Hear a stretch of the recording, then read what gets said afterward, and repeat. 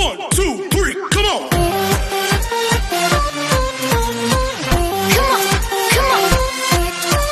Hello beautiful people! Welcome back to my channel. This is your Mama Sam. Hola mga amigo, amiga, kumare at kumpare. Kamusta kayong lahat? Sana lahat po kayo ay okay at safe ngayong araw na to. At syempre ko ako naman ang tatanungin nyo. Nakikita naman ninyo ang beauty ng Mama Sam ninyo. Fresh overload pa rin, di ba? Ganyan talaga kapag umiinom ka ng maraming vitamin C at saka syempre kumakain ka ng maraming hotdog. Dahil sa hotdog, nakakaloka ang beauty ng Mama Sam ninyo. So yon, so kamusta naman kayo mga amigo, amiga, kumare at kumpare? Sana lahat kayo ay okay na okay ngayong araw ng Thursday. Sana maganda ang gising ninyo at nasa maayos kayong kalagayan.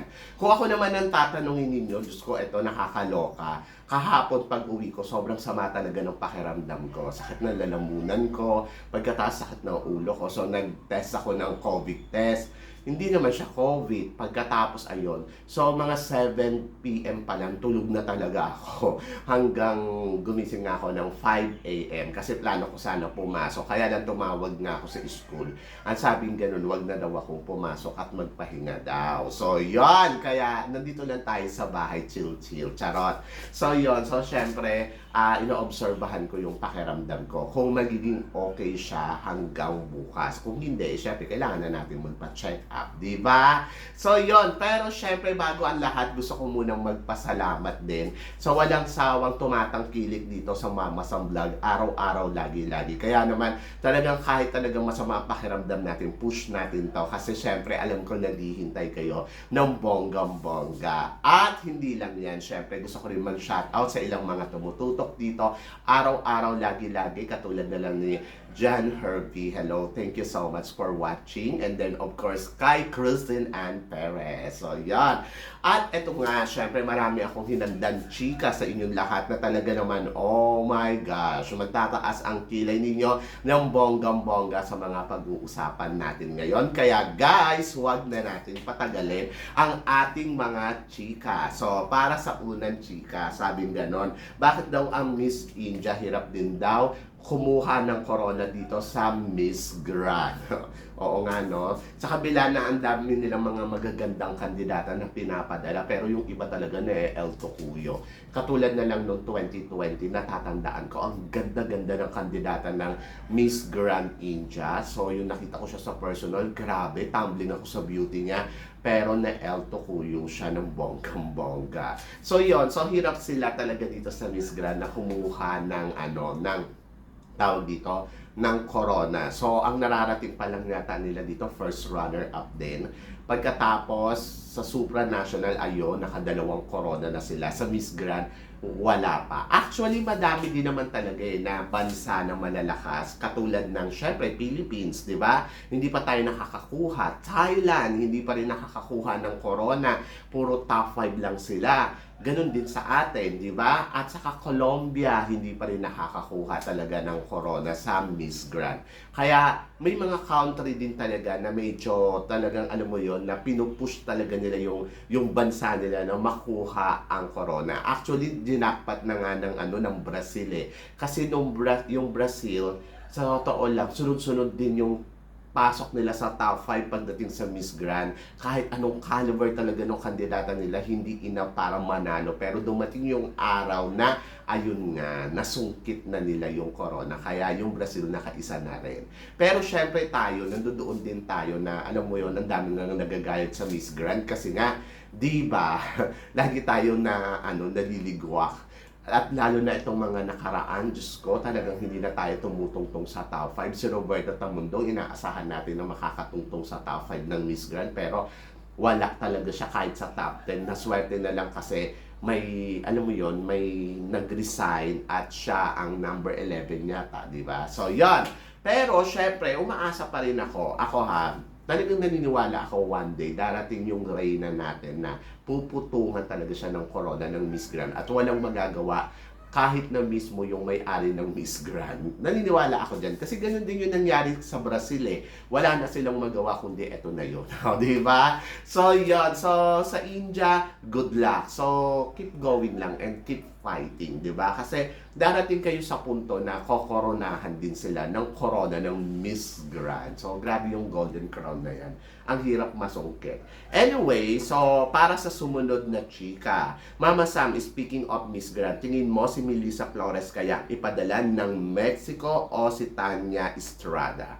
Actually, ayun nga, usap-usapan nga yan na isa sa mga founder kasi ngayon ng Miss Grand Mexico ay syempre yung owner dati ng yung franchise owner dati ng Miss Universe na syempre si Lupita Jones. So, di ba? So, yan. So, ngayon, wala na sa kanya yung Miss Universe. Hawak niya ang Miss Grand. And plano niya yata ipadala to si Melissa Flores after na ma-El Tocuyo dito sa Miss Universe nung nakaraan taon.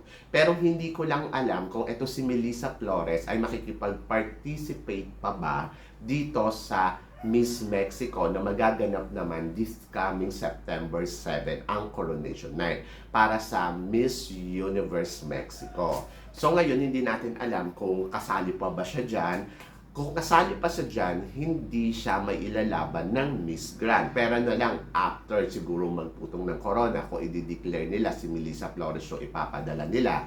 Pero, kung ipapadala nila si Melissa Flores sa Miss Grand, I think malakas yung laban nila sa Miss Grand in terms of beauty. Pero yung caliber, kailangan maghanda kasi kulang talaga siya sa eksena. Yun yon. But naniniwala ako kung beauty, height, ay nako, pasok sa bangato.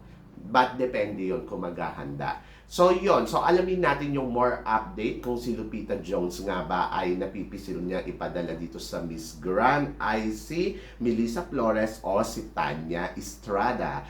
Ako para sa akin, ay nako, Diyos ko, wag na kayo magdalawang isip.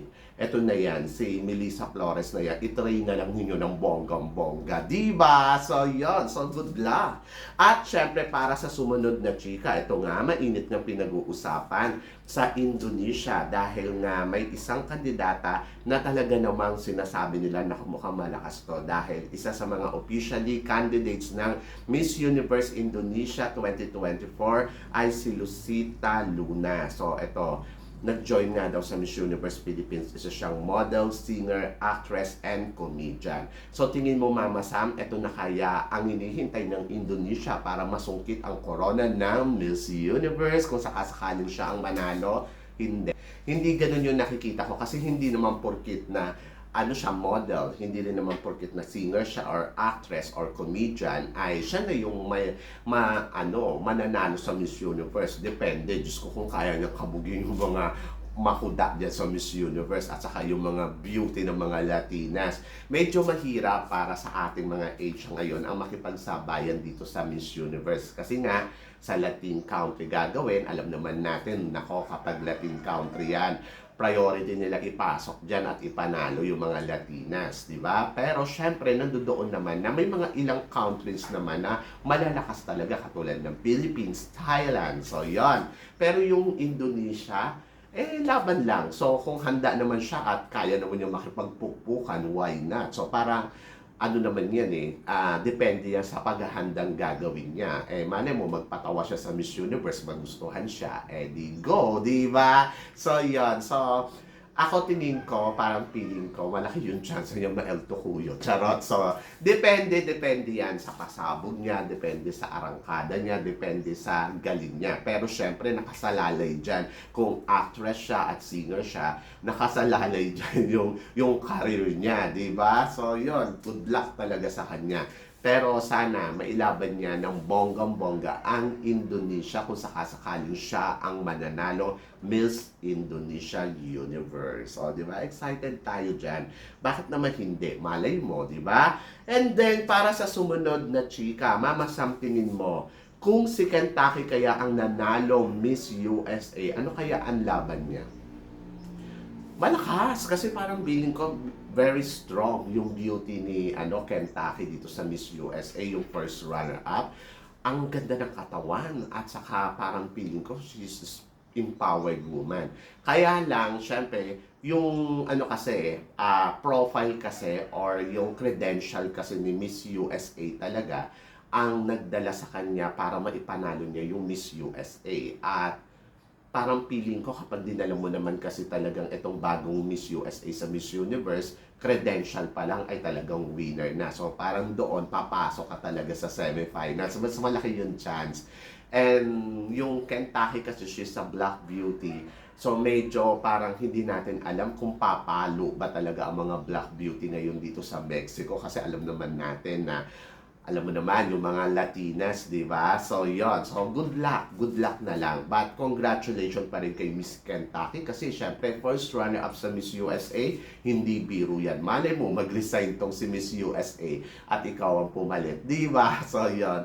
So, malay mo, next time, mailaban siya ng USA sa ibang pageant. But, nakikita ko na malakas din naman yung pambato ngayon ng Miss USA talaga sa Miss Universe. Kaya abangan natin yan. Di ba? So, yun. So, nakakaloka talaga yung mga chika. Pero ito talaga, mas maloloka kayo dito. Mama Sam, bakit hindi kaya napasok sa top 10 etong si Miss New York? Tingin mo, Mama Sam, dapat ba talaga nasa top 10 siya ng Miss USA? Si Melissa Delgado. Marisa ba? Melissa. So, si Marisa Delgado. Ako para sa akin, dahil siguro ang datingan niya, she's a very parang supermodel yung dating. Hindi beauty queen. Ganon. At parang feeling ko, kung lalaban siya sa Binibining Pilipinas o kaya sa Miss Universe Philippines, parang feeling ko hindi rin niya makukuha talaga yung titulo. Kasi ngayon dating niya kasi, very supermodel yung dating. Hindi ba parang beauty queen materials? Hindi ba katulad ni Maureen Monte na miski pa paano nakikita mo sa kanya, ay beauty queen to. Ito kasi si Marisa, I don't know Marisa o Melissa. Parang feeling ko, ang dating kasi niya ay supermodel yung dating. So, yan. Kaya siguro, hindi siya pumasok talaga na sa top 10. Pero kung ako tatanungin mo, yung caliber ang pag-uusapan, ha? Pasok dapat siya sa top 10. So, hindi ko lang alam kung bakit hindi siya nagustuhan ng judges. Tapos, ang iniisip kong rason, baka kasi supermodel ang datingan niya. Kaya, hindi na siya na ipasok doon sa sumunod na round. But anyway, yung nakapasok ka sa top 20, malaking achievement na yon. Kaya congratulations pa rin kay Miss New York. At nakita naman natin na ginawa naman niya yung best niya. Ang mahirap doon, yung parang hindi ka gumawa ng best tapos narating mo yung top 10, di ba? So yon. So good luck na lang sa next move niya kung ano ang plano niyang laban sa susunod. Oh, pero kung ako sa kanya mag-apply siya ng supermodel talaga, I think makukuha yan ng bonggang-bongga. So, yon.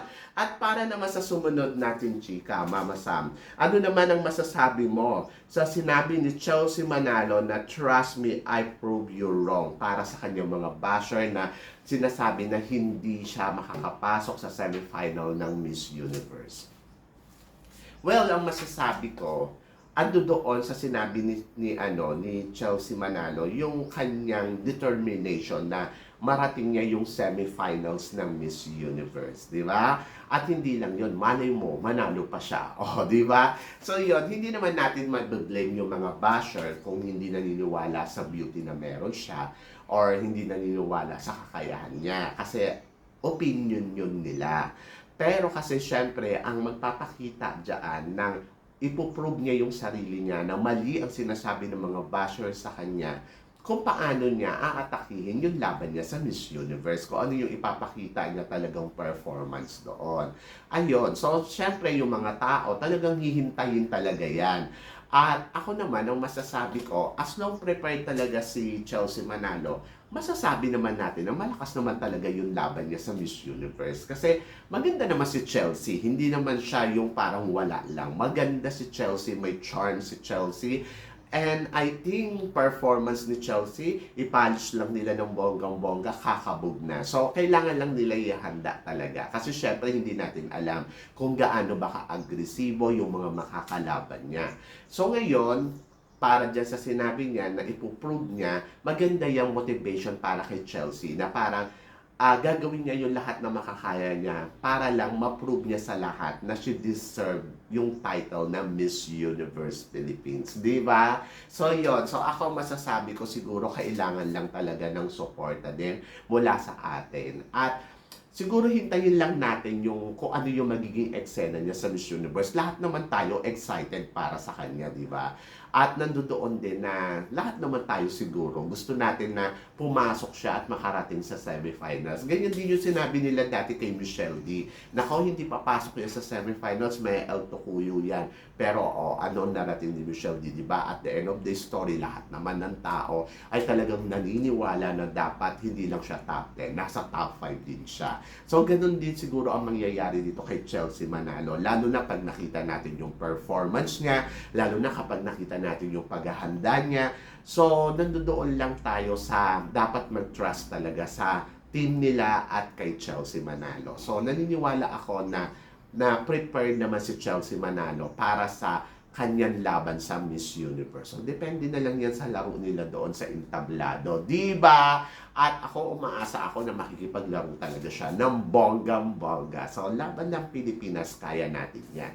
So, yun. So, kayo guys, ano guys ang masasabi ninyo dito sa mga pinag-uusapan natin ngayon? So, i-comment below mo yan para at least malaman ko naman kung ano naman ang chika mo sa mga tinatalakay natin ngayon. So, yun. So, guys, syempre maraming salamat sa inyong lahat sa suporta at pagmamahal na binibigay ninyo dito sa channel ko. At sa mga hindi pa po nakaka-subscribe dyan, please don't forget to click like and subscribe my channel.